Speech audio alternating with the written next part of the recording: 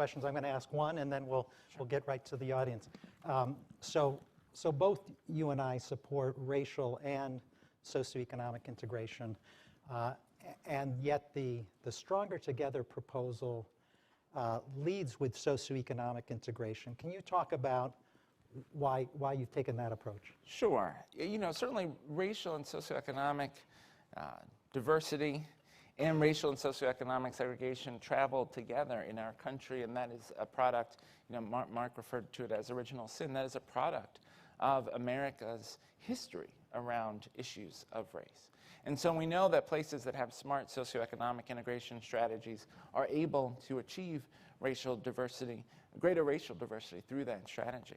But it is also worth noting that there are communities, and I mentioned this in referring to rural sections of New York, where there is not racial diversity, but there is in fact a need for thoughtful efforts to achieve socioeconomic diversity, and schools are better for it, and kids have better opportunities because of it. And New York is not alone. There are many states that have many small districts. New York has 700 districts. Think of Illinois, think of New Jersey. These are places with lots and lots of small districts that often track socioeconomic divisions very closely. And so intentional efforts to bring kids together across those communities, I think, are also important to the future of our country. And so we see Stronger Together as an opportunity to create greater school diversity, and that will have a benefit on the socioeconomic diversity side and on the racial diversity side. Great, thanks. Okay, are there questions from the audience? Right here, please. Hi, everybody.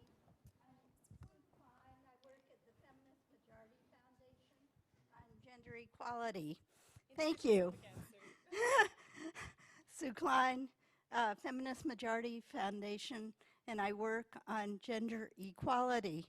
So, of course, my question is, what are your views about co-education, not single-sex education and segregation?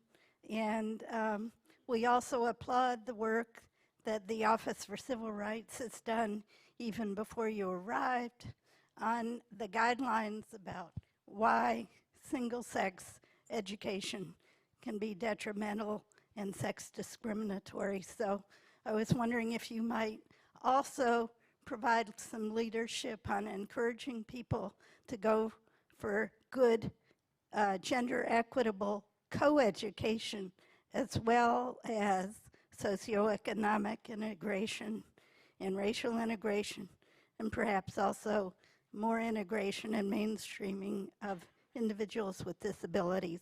Thank you. Thanks, appreciate the question. So certainly issues of gender equity are a priority for me and for the department. I do think this work on school diversity has to be about diversity across a number of indicators. Certainly your point about inclusion of students with disabilities is a good one. So too is the issue of inclusion of English language learners. And we know there are schools around the country where English language learners are receiving not just less, but quite separate educational experiences. And so we've got to be thoughtful about how we achieve diversity, greater diversity in classrooms there as well. You know, I will say I do think there are places where strategic use of single-sex environments can be beneficial. You know, it's hard to spend time at a place like a Morehouse or Spelman and come away and not see that there is a potential benefit to places where students are in strong single-sex environments. That said, I think we've got to make sure that students over the course of their educational experience have lots of opportunities to experience gender equity. I think our young men will be better prepared, our young women will be better prepared for the realities of the workplace and life if they have those experiences.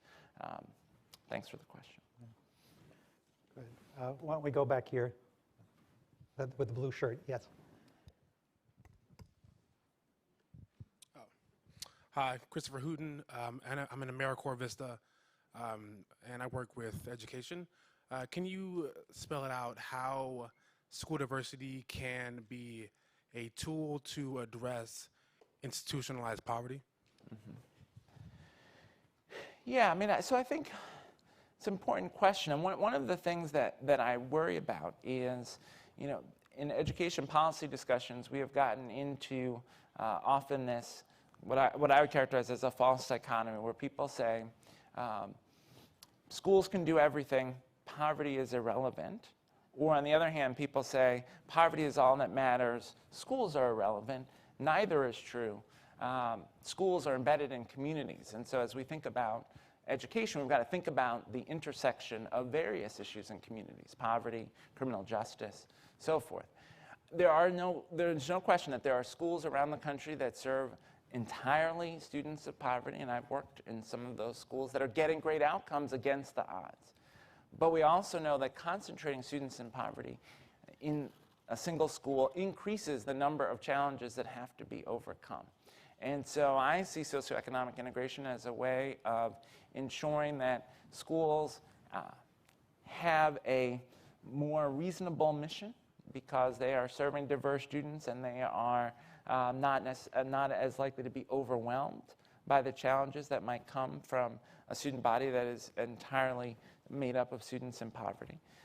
There is also, I think, a community benefit to having the engagement of more affluent parents in the school community. We know that the political reality is resources follow those affluent, engaged, politically active, affluent parents. And so I think there's a resource equity benefit to socioeconomically integrated schools.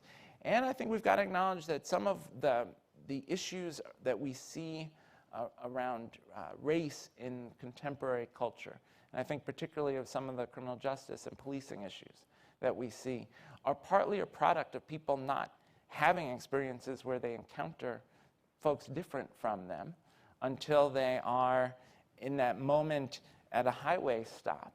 And that is the first and only kind of encounter that they have. And so I think there's a way in which socioeconomically and racially diverse schools will help us produce a society where folks are more conscious of issues of social justice. So it's a multi-pronged strategy. That said, I think we have to acknowledge it's not going to happen overnight. We will still have schools that have concentrated poverty, that will need intensive infusions of resources, that will need strong community-based partnerships like Promise Neighborhoods to provide wraparound services for kids. At this moment in our educational history, I don't think it's an either-or choice. We've got to have smart strategies to try to increase diversity at the same time as we have smart strategies to try to infuse more resources and more support into our schools that do serve students in concentrated poverty. Okay, good. I should get someone from the back. Why don't we go here? Hi, good morning. My name is Jess Ellis, and I'm currently a Teach Plus Policy Fellow in Maryland. I'm also a teacher at my local Title I neighborhood school in Prince George's County. And our county currently has a pretty robust magnet specialty program system where families can apply and opt into these programs which have been developed in the interest of diversity, and I believe they are. But what I've seen is an increased isolation, economic isolation in our neighborhood schools. So I'm curious as to where policy, where's the mindset? What can we do to prevent this from happening? Yeah. I think it's really an issue at the intersection of housing policy and transportation policy and school policy. Something I've talked to Secretary Castro about is the work that Housing and Urban Development is doing on fair housing, I think intersects with the work on education. And that we've got to be thoughtful about creating housing policies, whether it's where we site public housing, how we use vouchers or Section 8, the requirements we put on developers as they build new houses, new buildings in different communities. We've got to merge that conversation with the conversation about schools and what kind of schools we hope to create. And in some ways, it's really about what kind of communities we hope to create. I think for me, ideally, our communities would be more socioeconomically and racially integrated, not just our schools. And I think housing policy can help there. Transportation is a huge issue.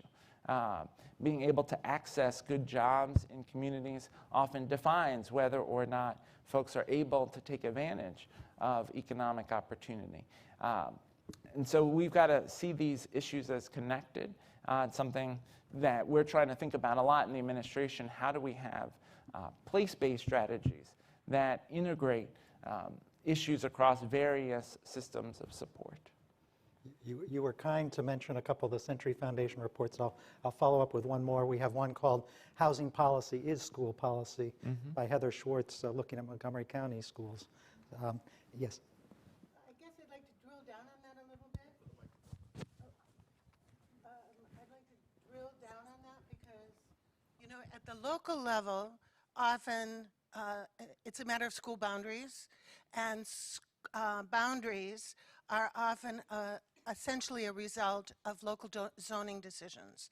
So you have areas of single-family zoning, and then you have areas that have more multifamily zoning. And you have schools that have 90% of kids in the reduced or free lunch program, and you have other schools that have 0 based on school boundaries that are based on residential zoning, right? So I would like to ask you how you see housing education policy massaging to reduce that kind of dichotomy. Yeah, so 2 things. One, on the premise of the question. So one of the things I hear around the country is this notion that zoning is like a fixed thing that happened to us. Zoning is a set of choices. Housing policy is a set of local decisions. And just as they were made, they can be changed. And so when, you know, one of the things that frustrates me in our conversation about issues of racial and socioeconomic diversity and integration in the country is this kind of, the conversation often happens in a way that is ahistorical, right? Intentional decisions about zoning, about redlining, about who could get a loan and who couldn't, right? Those drove the current condition. And so if we want to change the current condition, we have to be ambitious about the number of changes we would make. So I do think the work that HUD is doing on enforcement of fair housing can be transformative. But we also have to acknowledge that there are places where schools are more segregated than housing. And because I'm a New Yorker and from Brooklyn, I know New York City well. There are neighborhoods in Brooklyn where the schools are decisively more segregated than the neighborhoods around them. And that is a set of adult choices. There's a neighborhood in Brooklyn where you go 10 blocks, you've got a school that is overwhelmingly students in poverty, and 10, 15 blocks away, you've got a school that is overwhelmingly affluent students. And people will say, well, that's how they're zoned. Well, yes, because the line moves like a snake through the blocks. So yes, it is true. That is how they are zoned, but that's a set of choices we've made as a community about how to organize ourselves. And you know, there are places, and this comes up in the report, there are places that are thinking about, well, rather than have 2 segregated K-5 schools, let's have an integrated K-2 school and an integrated 3-5 school. That's a choice, right? These communities that are exploring controlled choice strategies are thinking about how do we as a community choose a way to organize our schools that will lead to greater diversity. You know, so I think there are a lot of ways that people could challenge that existing status quo, and our goal with Stronger Together is to try to incentivize and accelerate those efforts. I don't think we can have top-down mandate around this, but I do think we can incentivize and mobilize local efforts, and that's what we're trying to achieve. Well, I know you have to go. Can I just ask you, so Stronger Together is before the Congress. What do you think the prospects are of moving forward with it? Well, a lot depends on whether or not we get a budget. You know, there's a commitment from both chambers to working to produce a budget. You know, whether that happens before or after the election, I think the prospects are decent for there to be a budget, and this will be certainly, as you can see, at the top of my priority list of things that I am advocating to see. But it can't just be the administration. I mean, we need, and it's not just about this grant program. $120 million in the scope of the federal budget is small. It's really about how do we, as a community that cares about these issues, how do we lift them up both at the federal level and at the local level and at the state level? How do we make it so that this issue of school diversity is at the center of our conversations about schooling? Great, great. Well, thank you so much, Secretary King. Thank you all. So we're going to continue on with a